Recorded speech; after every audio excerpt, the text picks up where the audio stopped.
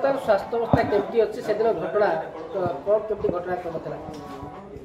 एबे स्वास्थ्य अवस्था आपातत ठीक अच्छी आ 3-4 दिन पर खोलिया पड़ो माने स्टिच खोल देइछंती आ से दिन 19 तारिख दिन आम समस्त पार्लियामेंट जाइलु आंबेडकर अपमान विरुद्ध में भारतीय जनता पार्टी तरफ गोटे प्रतिवाद प्रदर्शन होता शांतिपूर्ण भाव में प्लाकार्ड धरिकी छिड़ा होती ये मात्र किंतु से समय राहुल गांधी प्रवेश कले एवं से आसिक सामने आगे धक्कामुक्की कर ऊपर उठी गले मुझे एकदम ऊपर आड़ को छिड़ा सामने तुम कहीं बीजेपी एमपी कहीं रेसिस्ट करना बाधा देना से दी साइड रास्ता थी जापर था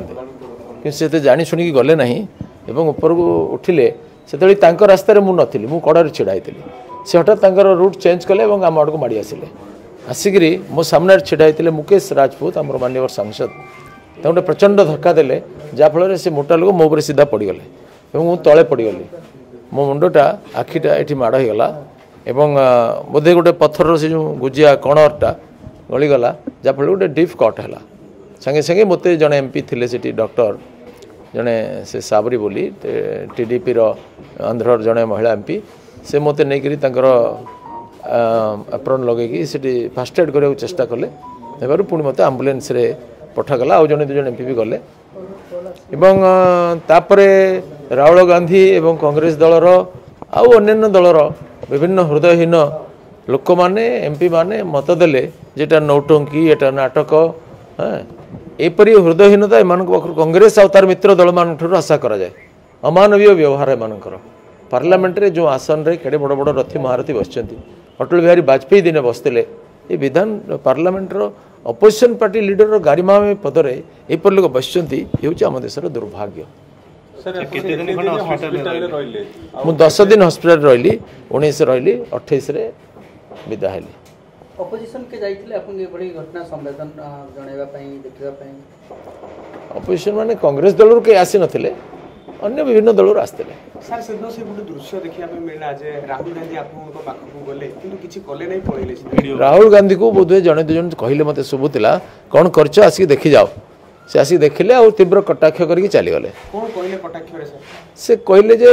मते आसुला जे सारंगी जी मुझे धक्का दिया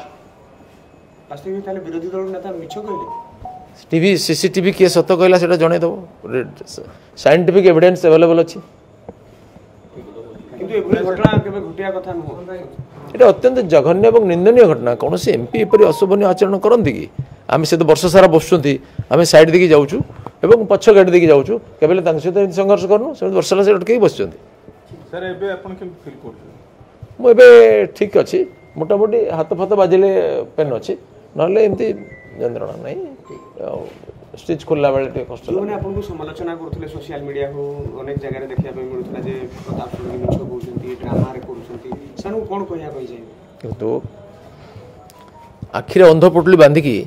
सूर्य नाहंती बोली कहिले सूर्यंकर अस्तित्व अस्वीकृत हुए नाही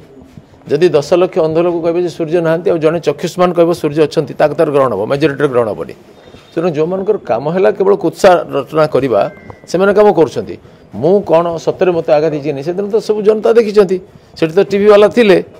वीडियो रेकर्डिंग होती सीसीटीवी रेकर्ड होती आउ डाक्तखाना रिपोर्ट अच्छी दी डाक्तखाना रिपोर्ट अच्छी मोर आघात कौन हो मोर सब प्रकार टेस्ट होती मोर सीटी स्कान होती दी थर एक्सरे होती एमआरआई होती अल्ट्रासाउंड होती सुतरां तापर जदि गोटा सब मिछ हो कौन कह बीजेडी जड़े सांसद भी पोस्ट करते सोशल मीडिया रे मु जाई देखिली किछि ही नथला परवर्ती अवस्था रे बैंडेज गुडा बड़ी बड़ी गला बैंडेज एटा खसीगला बैंडेज से चारपट गुड़ेले ये लगेला बार बार खसी जाऊँगी गले सी जो देखिले कहले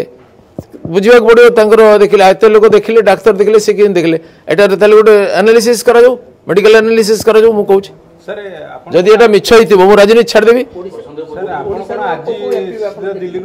आज सीधा दिल्ली फेरले सर आ गोटे कथा सर ये घटना पर आपण जातीय राजनीति रे आपनकर प्रभाव पड़िले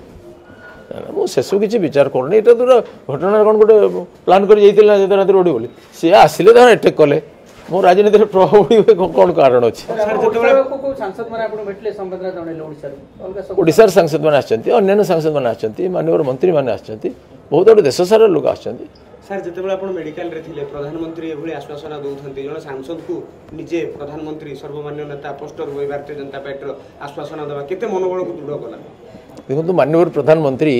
ଏକା ମୋତେ ନୁହେଁ ଏମିତି ସମସ୍ତଙ୍କୁ ବ୍ୟକ୍ତିଗତ ସମ୍ପର୍କ ରଖନ୍ତି, ସୁବିଧା ଅସୁବିଧାରେ ସାହସ ଦିଅନ୍ତି, ପ୍ରେରଣା ଦିଅନ୍ତି। ଇଏ ଆମର ସୌଭାଗ୍ୟ ଯେ ଏହିପରି ଜଣେ ନେତା ଆମର ପ୍ରଧାନମନ୍ତ୍ରୀ ଆଉ ଆମ ଦଳର ସେ ମହାନାୟକ। ସେଥିପାଇଁ ଆମେମାନେ ବହୁତ ଗର୍ବିତ ଏବଂ ମୁଁ ମଧ୍ୟ ବହୁତ ଆନନ୍ଦିତ ଅଛି। ଏଥିରେ ଆମକୁ ବହୁତ ପ୍ରେରଣା ମିଳିଛି। ସବୁ